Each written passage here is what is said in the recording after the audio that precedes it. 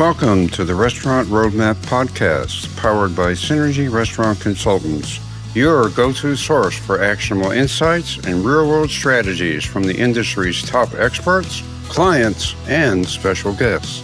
Whether you're building a new concept or refining an existing one, we're here to help you create a forward-thinking, sustainable brand, elevate guest experience, streamline operations, and maximize your bottom line.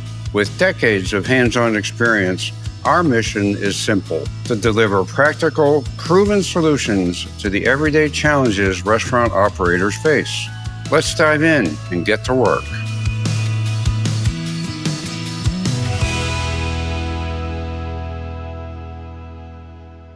Hello, everyone. Welcome to the Restaurant Roadmap, powered by Synergy Restaurant Consultants. Today's subject, we have this great team of experts here. Rebranding, how to create a great concept, things you want to look at. So I'd like to introduce, first of all, my managing business partner, Dean Small. We've been together for so long, I can't remember, 35, 36, 37 years. Say hey, Dean. Hey, everybody. Good to be here, Danny. Glad to be part of this process. There you go. All right. Mandy is our Chief Strategy Officer. Does a lot of concept work for us. Say hi, Mandy. How are you today? Hi, everyone. Thanks for having me on the podcast. I'm really excited to be here. All right. And everybody has probably seen Amanda before, but once again, Amanda, say hey. I am just happy to be here with this prestigious group of people. All right. Today, we're going to talk about concepts, branding. What do you look for? How do you create a concept? The good, the bad, and how we can help you if you want to rebrand, or at least rethink about, and if you're creating a brand, how we can make that happen. So we're just going to throw questions out. Everybody's going to kind of chime in as we go, and let's get started. So I'll start off with saying, before we get started, you guys, there are some things that you have to think about in order to get you focused and get you directed to a new concept. So I'm going to start with Mandy. So throw out some ideas on how do you think that should work? We are fortunate enough to help many clients start new concepts. And usually, our first conversation goes something like, I love pizza. I want to start a great pizza concept. And it's like, okay, well, what kind? Are we going to be a build your own pizza fast fire? Are we a delivery concept? Are we Neapolitan? Are we New York style? So, I think part of it is that idea of positioning. What are our points of difference going to be? And what are the voids in the market that we're going to fill with our new pizza concept that will make it successful? So it starts, I think, with an idea or a vision. And one of the things that we do as a team is help people structure their thinking around that concept to make it successful in how it's perceived by the core customer or the audience. All right, Dean, you do a lot of concept work. What say you? Well, I think the most important thing for an operator is to really understand, set some expectations and what do they want in this business? What's their end game? Are they doing this to create a restaurant concept that they love, or is it for a target market that they're going after? And really understanding who is that customer that they're going after, their needs, their wants, their expectations. And then is your market, the trade area that you're in, is that really where those customers are going to be, or do you need to be in a different area? Because oftentimes people go into the business and they build a restaurant that's in their market, but there's really not enough guests or people to support the concept. Therein lies a problem. And I think also, are you interested in opening one, or are you planning on opening a chain? Because that can affect a lot of things too, right? Amanda, one of the big things too for you is points of differentiation, points of difference. How would you describe that? Yeah, so I think the market is super saturated with a lot of like concepts. So, if we're speaking with a client, I think finding out the points of difference really helps us to figure out what we're going to do in terms of taking them on a discovery tour. I might be getting a little bit too far ahead, but if the market is saturated with tacos, what's going to make people go to their taqueria versus the other 22 that are on the same street? So really helping them, and ultimately maybe that's not the right decision because the market that they want to be in is super saturated. What I was going to say, kind of back to the original question, is I put my operations hat on a lot. when we look at this. And I think to myself, this is a very complex brand that this family or this person has for their vision. They may not be able to execute that. Is this the right brand for these people? So it would also be safe to say that all these things we're talking about and we'll talk about is creating a framework of being really defining who you want to be when you grow up, as I say, and staying true to that. Mandy, we were just on a project this last week where everybody's throwing all these ideas out, and pretty soon you're nothing to nobody because you want to do everything for everybody. So you just don't have any focus, right? So, well, and I think too, oftentimes when we're working with clients or making recommendations, it's starting with your business goals. So back to your point, Danny, do you have a historic building that you want to put one restaurant in for your community? That's one approach to development. Is it, I want to create a scalable concept that will grow across, my region or across the country? Starting with your business goals and sort of like, what does success look like, can really help you make some of those decisions. Absolutely. So I put up on the screen here just some things for everybody to comment on. Some key takeaways. What makes a strong brand? How do you define it? So I'm just going to ask each of you to kind of chime in, give some thoughts just randomly. And, Dean, I'm going to start with you. So just kind of tell us about some of these points, if you would. Well, I think, it all starts at the top. It always starts with the visionary, the creator of the brand. How passionate are they? Are they going into the business for the right reasons? Some people go into the restaurant business just because, believe it or not, they're bored. They're looking for something to do. They have extra money, or they are in a midlife crisis and they decide that, they want to transition out of their current role into a new role of being an operator of a restaurant, and they want to scale it. And they're passionate about it. And those people that are passionate oftentimes are the most successful because they're in it for the right reasons. They genuinely care. When you're in it for the wrong reasons, because, hey, I just want to get some money and I want to be able to do something with it as an investment, you don't have the same drive. You don't have the same commitment. You're committed, but it's at a different level. So I think the passion is essential in making sure that you're going to be sustainable. Yeah. And I would just say that what makes kind of a robust or strong restaurant brand is the emotional connection that it makes with its guests. So if you think, about the best or most popular restaurant brands, for example, think of Chick-fil-A. I mean, they understand their target audience. They give them what they want across all platforms. So online, in person, from a food and beverage standpoint. So I think starting with who your customer is and making yourself sort of indispensable or really loved by them is actually key to it. And there's a lot that goes into that. It's not as simple as it sounds, but I do think that most successful restaurant brands get that right. Amanda, what do you think? So, and I think something that Mandy does a superb job at is really helping our clients to understand their target market, not just from a demographics, but from a psychographics.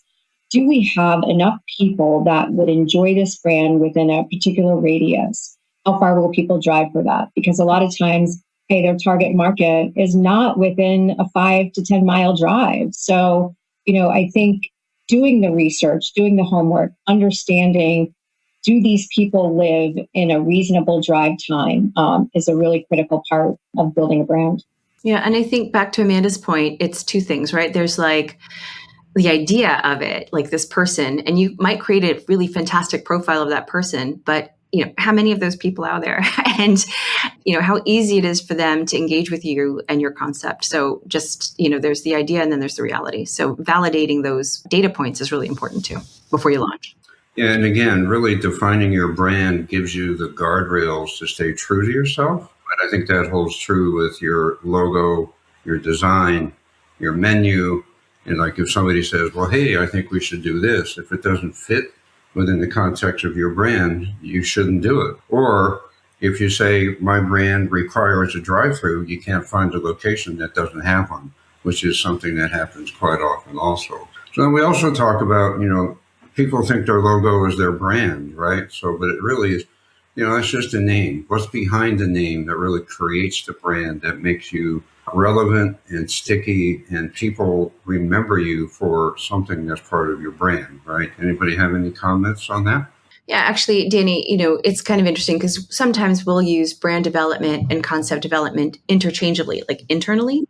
But really, your brand is this kind of the space you occupy in the mind of your guest or your consumer. So, how do they think of you when they think of that brand? The concept are like the operational touch points that your brand represents. So, if we go back to our pizza or the Chick-fil-A example, Chick-fil-A is the brand. The concept is, a chicken-centric fast food with, all these different things.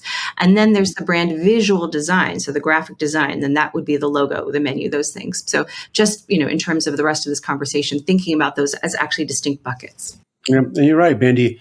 We have a lot of people that come to us. They say they have their brand all figured out. In their mind, they've got their name, their logo, and their graphic, and they think they're ready to open. Yeah. That's great, but that's not a brand. A brand is a promise. It's a set of expectations that you create both for your external guests and your internal customers, your employees, so that everybody is kind of aligned on the same vision. Oftentimes, brands are not clearly defined and they get open. And within a few months, it becomes very murky because nobody really knows what we're all about, what we stand for, because it's never been clearly articulated, because it's in somebody's head what their vision is. And the restaurant does get open and they think they've got a brand, only to find out when they start trying to market, they don't know how to communicate with their guests because they really don't have it figured out in terms of how they're positioned. And that makes it very difficult to market your company. And you end up spending a lot of time and money wasted going down rabbit holes because you never got it right from the beginning. Yeah, and Amanda, I'm sure you can attest, knowing your brand, and you're one of our training experts. You got to be able to know your brand to influence your training, your culture, and your team, right? Very important. Yeah, and I think probably jumping ahead, but that's why we're so passionate about, having a concept brief that really defines all of the guardrails of the brand. Think of it as the lenses in which we do everything and we see everything. And if it doesn't fit in there, to Dean's point, 60 days down the road, they're going to introduce something that doesn't fit into the brand. It does get murky. And then from a training standpoint, if we have a hospitality style that has been determined in the concept brief and everybody's agreed to it, and then, 3 months from now, they're like, oh no, we're going to change how we do. We're going to go from full service to quick service, but we trained on full service. It can be very, very confusing. Very good. Very good stuff. So let's move on. And I'm going to put this up here for everybody to comment on. Your mission and your vision versus your positioning, and they're different. So I wanted you guys to react to this. Mandy, I'm going to ask you to kind of lead this off. We'll kind of go through everybody. So what do you think? Going back to Dean's point, people come to us and say, I have a brand and they've got a logo. And the mission statement, if we think of who, what, where, why, your mission is your why. Like, why are we doing this, right? The vision is, where do we want to go? So who do we want to be when we grow up? What's our end goal? What does success look like? And the positioning is kind of the who, right? It's who are we in this competitive marketplace of other concepts that might do something similar? So really parsing it out for people and thinking of it in those buckets, I think can be helpful. I love that. And then for me, I love to do business with brands that I know what they stand for and what their values are. Like, I love Tom's shoes. Everybody knows what their values are and what they stand for. And when you can be easily identified by a consumer for what you believe in, whether it's, compostable materials or that you're, earth friendly, people love knowing that, especially in today's market. Good points, Amanda and Mandy. Very well articulated. Mandy and I just came back from working with a client, and one of the first things we ask is, what are your business goals, which gets to your vision. Ultimately, why are you doing it? When are you doing it? How do you want to do it? And all of these things keep you on focus, right? And this gentleman that we're working with, he really wants to be able to give back to the community and create something that is memorable. And he wants to educate, and he wants to help people, and he wants to create jobs for the small town that they live in. So those are all parts of this mission, which gets you to position, which gets you to the direction for everybody to stay on the same tracks. Yeah, and Danny, that's a good point. The reason this slide is like this is that why are we doing it and where do we want to go become factors in who we want to be and how we want people to perceive us. So it is kind of a step-by-step process, is figuring those things out first and then using those to inform your brand. It's always interesting to me when people don't know what their why is.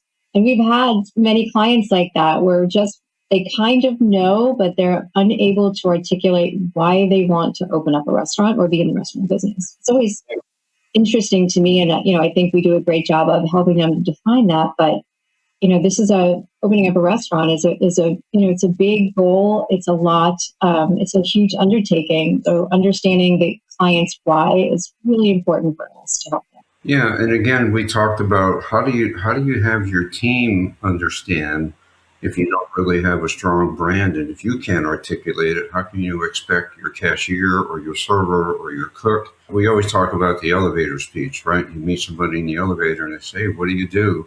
And then what's their answer? And that really gets back to all of this. And we do a lot of brand positioning, as we all do.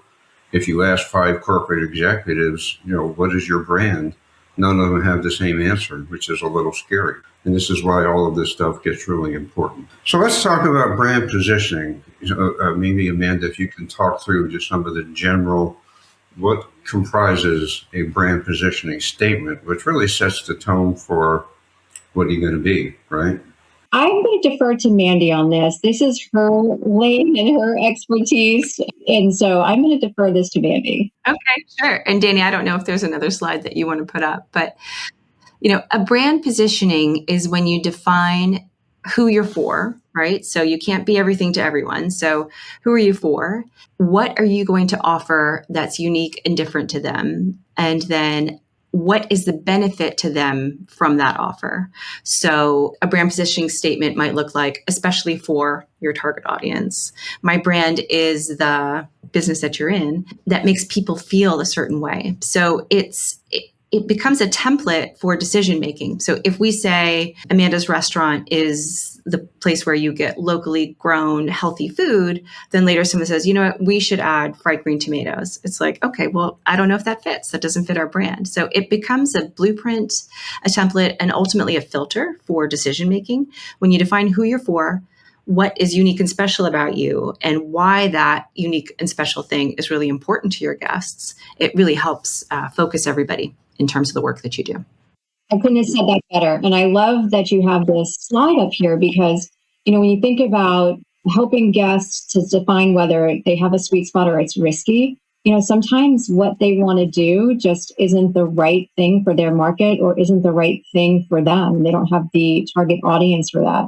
So I think really understanding, to Mandy's point, what guests care about, what you do best, and then what your competition does. Something we do a really good job of during discovery when we're taking our guests to restaurants that are similar is really looking at the competitive set and saying, what do they do best? And then what do they not do best? And then what could we own because there's a white space there? Yeah. What is the opportunity? Another way to look at it is what is the void, or where is the place that could be entered into that somebody's not doing it. So, or they're not doing it well. And that could be a market by market situation. If you're, in a place that doesn't have something, whether it's a chicken concept or something like that. But also, if you're looking at national growth or even regional growth, you have to really understand your competition. And, this kind of cross visual on the right is about whether or not your guest cares about it. So if you say, I remember, Danny, you guys had a client that hand peeled the chickpeas for their hummus because they thought it made it taste better, but they didn't get any credit for it. And it wasn't actually significantly better. And so if your guests don't care about your hand peeled chickpeas for your hummus, and your hummus is 2% of sales, why are we spending so much time, money, and energy doing it? So, the other thing that's kind of good about brand positioning and decision making is really leaning in. So just one more kind of example I talked about Chick-fil-A, but if you think about Chick-fil-A and Cane's, Raising Cane's chicken tenders, they're in the same business, right? They're in the in the drive-through, quick serve chicken business, but they're really different business models. The concepts are very different, and they don't compete. Their sweet spots are different, right? When you think about what Chick-fil-A offers, and when you think about their points of difference, like Cane's people love that sauce, they do one thing. So they're not necessarily competing in that same space. They can both shine and be the best at the thing that they do.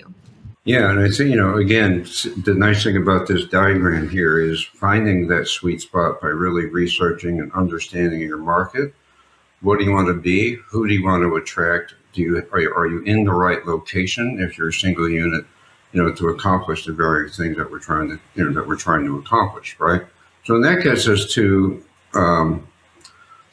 let's talk about who is your ideal customer. So, Dean, you want to take a run at this or start it off, and everybody can chime in?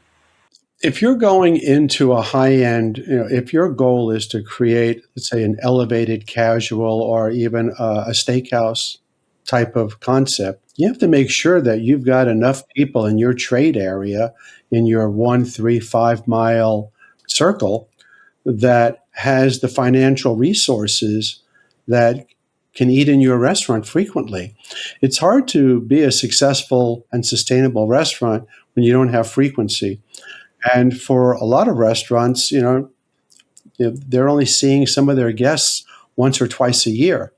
So you have to really think about, can you survive, if you're only going to have a guest coming to visit you twice a year? That almost makes you somewhat of a special kind of occasion restaurant. A lot of times people, when they open up restaurants, Danny, they build restaurants around the foods that they like to eat.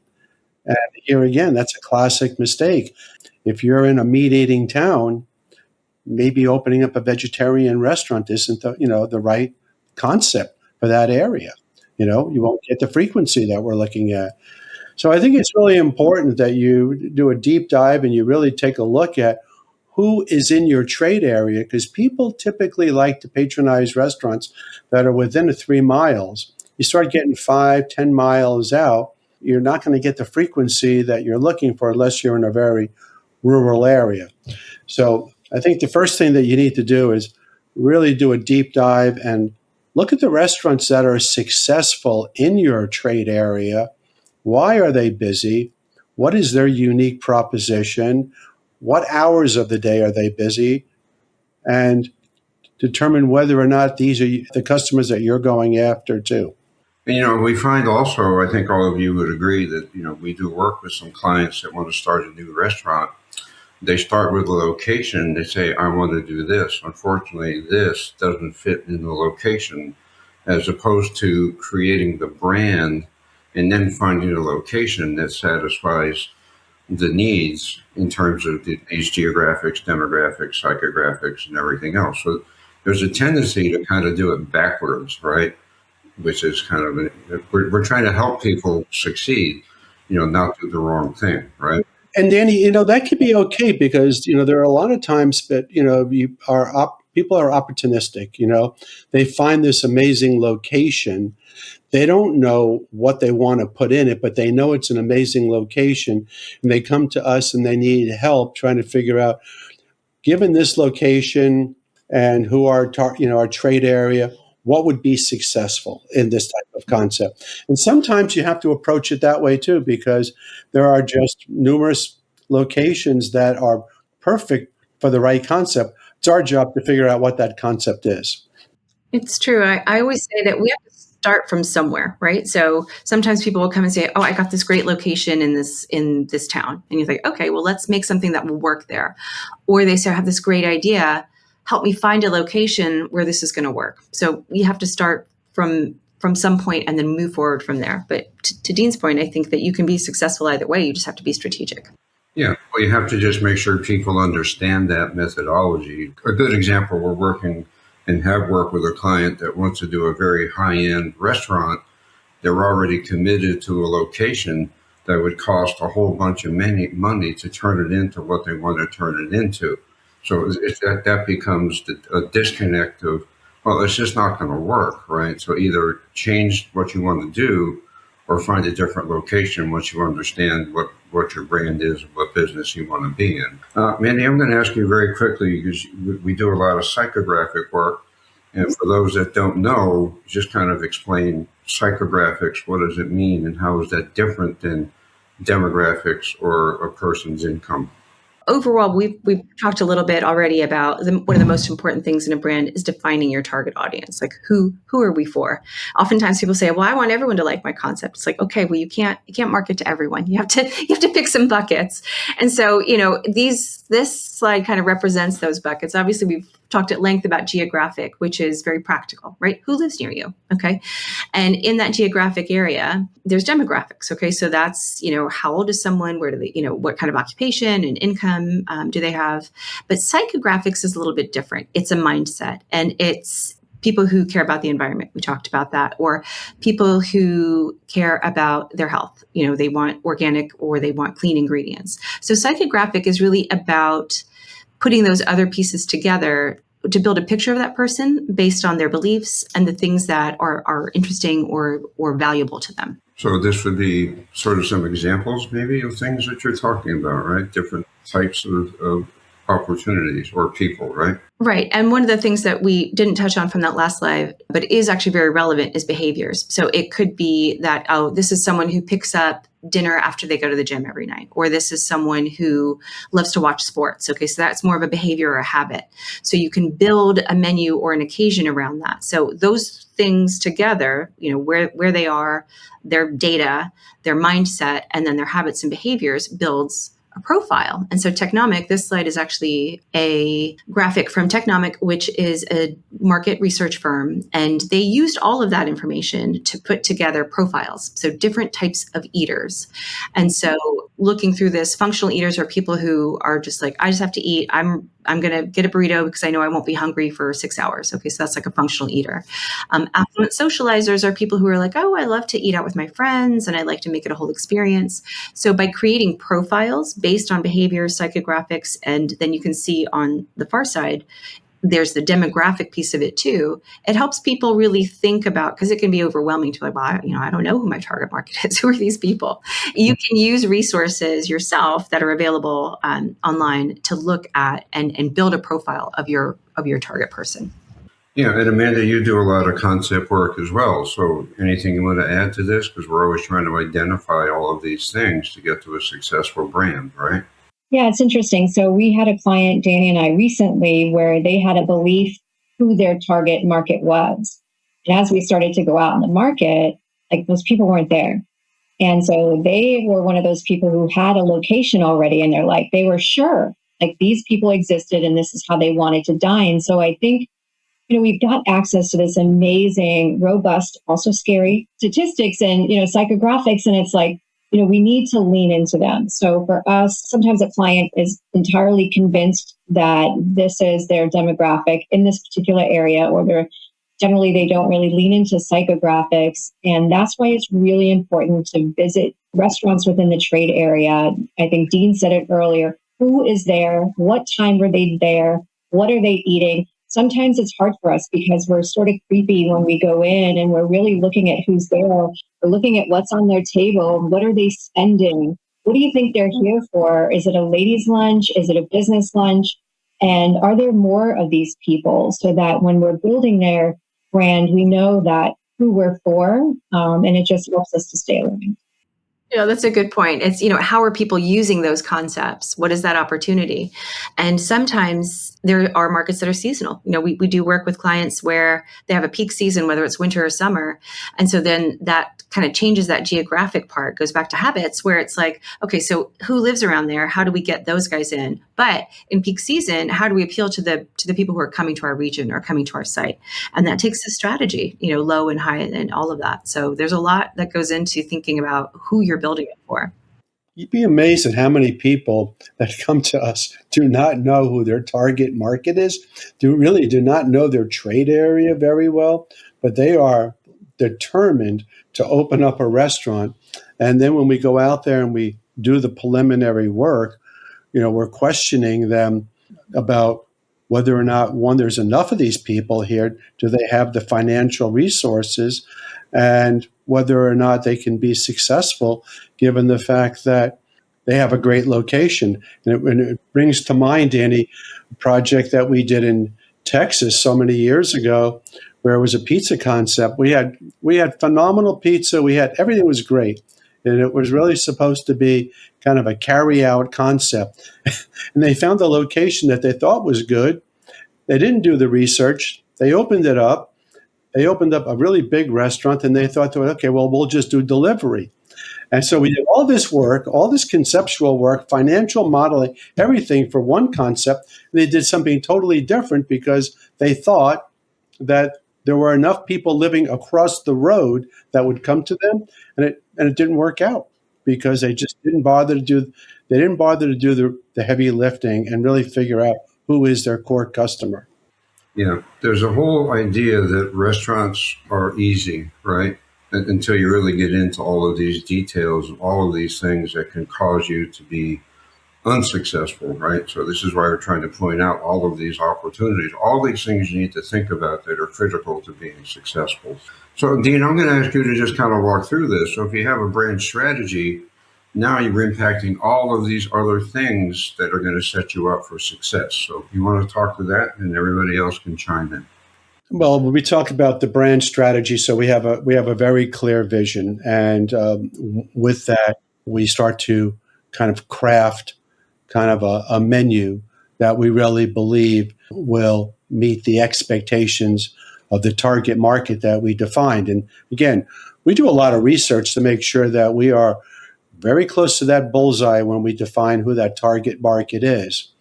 And then from there, we go through that whole process of doing the development of all of the food and the beverage with a mindset that it needs to be operationally sound to be able to meet our financial kind of goals and expectations. So that whole process is very thoughtful in terms of meeting the business goals, Danny, that we talk about with the client. If your goals are to create a sustainable brand or a scalable brand and you want to be able to franchise it and grow it, well, that means we need to meet certain financial expectations of, we've got to be investment grade.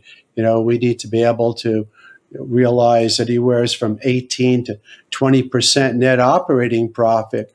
That requires, thoughtful planning, both on, the menu, on the re-engineering, and then the labor piece of it, because that's the part that could also create problems for operators. They seem to think that labor is not going to be their Achilles heel, when we know for a fact, talking to so many operators, that it is.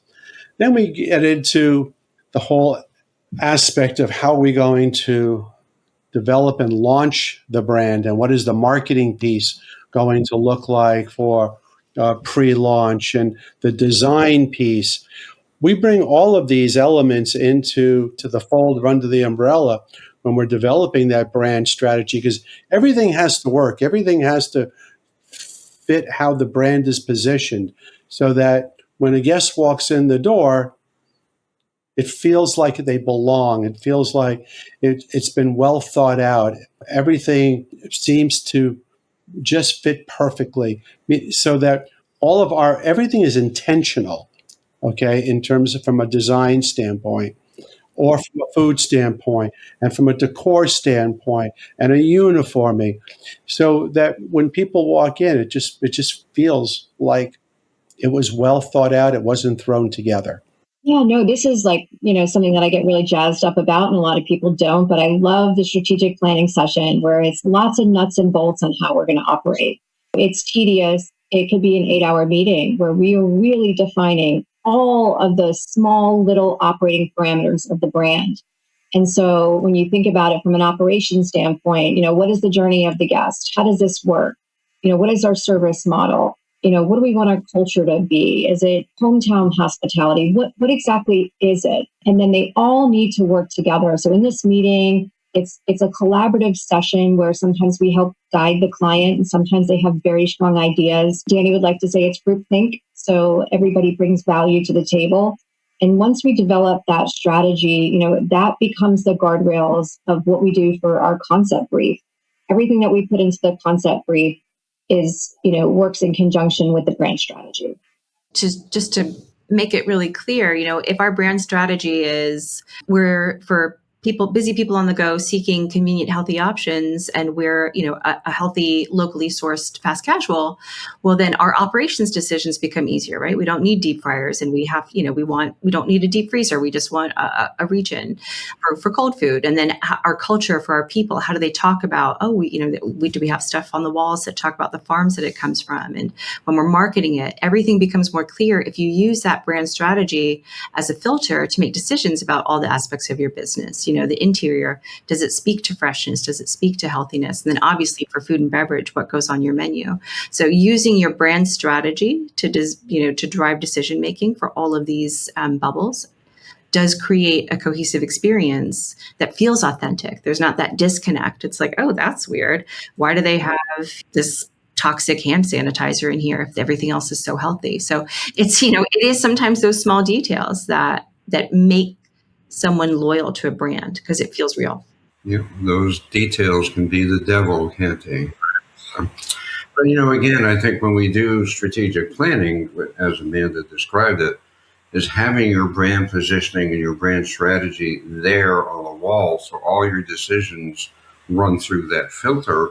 And if somebody has this idea, which could be a really great idea, it just doesn't fit your brand, and you don't want that diversion to be confusing into everything else that goes into this. So it's really, really critical that you really clearly have your brand and it just filters through all of these other things that we're trying to show you here. Danny, you used to always say that the brand is really the DNA of what you are. The brand is the nucleus of everything, all decisions are made around, and especially the culture, because oftentimes the culture becomes a defining factor of your brand because it's one of the anchors, right? A lot of things that you do, you feel strongly about that culture piece is also a critical part when you're developing your brand strategy. Not only who you for, what you deeply believe in, okay? Oftentimes becomes your guiding principles of how you develop your brand. And I think this slide does a good job of illustrating the difference between a brand strategy and the concept execution, right? So the brand strategy drives the development of the concept and how it's executed. Mandy, I'm going to ask you to kind of pull it all together for us and just kind of go through this. These are sort of some of the things you really have to think about as you create or if you rebrand. Sure. Sometimes we work with clients who have a brand that maybe it's 10 or 15 years old and their target audience has changed, or, the world has changed around them, and you have to kind of update and keep modifying and making your brand relevant. So, we talked a lot about trying to define who we're selling to, right? So even as a consumer ourselves, where do we spend our money and why? Just think about yourself as a focus group. Why do you shop at one place versus the other? And use that kind of insight to help make those decisions. Thinking about that person. So, there's a reason that there's arrows here, is that each one leads to the next. So once we've defined who we want to get as our target audience, what kind of differentiators from the other, like what are the things that we can do differently from the competition that will make them love us? Going on from that, creating your brand positioning statement, which we've talked about a lot, to become that filter, to become that North Star, the DNA for all of the other decisions. And then you pull that together to create your communication strategy, but also your concept, using that as the filter to make decisions about your menu, your facility, and your service model. And then executing that well, but also revisiting it and making sure that your staff, your team, your website designer, your interior designer, everybody understands where we're going. And that helps keep you focused so that there's not, that kind of squeaky wheel that doesn't quite fit everything else on your machine. And some of the best brands do this every 5 years. They kind of look and say, hey, I love what you said, Mandy. Are we still relevant? Or do these people still exist? Or has the market changed? Has the love for chicken changed? Or we're going to narrow our focus. So that's why I love Cane's. And it was only in the last year I've been to a Cane's and I'm like, gosh, these folks really, they probably did something similar like this. And they looked at what they were doing and just narrowed their focus. And I think it's a brilliant strategy that can be used when you're building a brand. And then 5 years after you've been a brand, does this still make sense? Is what we're doing making sense? I think a clear example of that too is not restaurant, is Amazon. They started as a bookseller, and their positioning when they started, and then where they saw the void and the opportunity, they evolved. So just thinking about that too from your own brand and concept is how do you stay relevant and also stay successful. Yeah, I always like to use the FedEx example. Everybody thinks that FedEx has a bunch of planes that fly stuff around, but that's really not their brand. Their brand is, the tagline absolutely positively has to be there overnight. They built a trust in their brand that you can count on them to get it there when you need it. Forget the fact that they're a package delivery company. That really is what has made them successful over the years. So I just wanted to put up this final slide as we kind of close for today. And if anybody has any comments, again, just sort of another reiteration of an example of all the things that you need to consider, for a successful brand. So does anybody have any other comments here? If you don't, we've kind of covered most of this as well. So any final thoughts? Yeah, just that, there's brand, there's concept, there's graphic design, there's lots of ways to think about it. But this is what someone that we used to work with who's a brilliant marketer would kind of describe the brandscape. What does all of the pieces that go into a branded experience? And also to say that a brand positioning statement may not be guest facing, right? It's not your slogan. It's not your tagline. It is a business strategy that creates the framework for how we want people to think about us out in the world.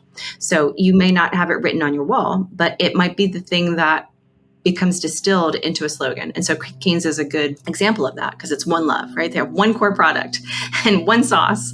So, internally their brand positioning statement might be something else, but doing that work has allowed them to distill it down into something that becomes a marketing tool.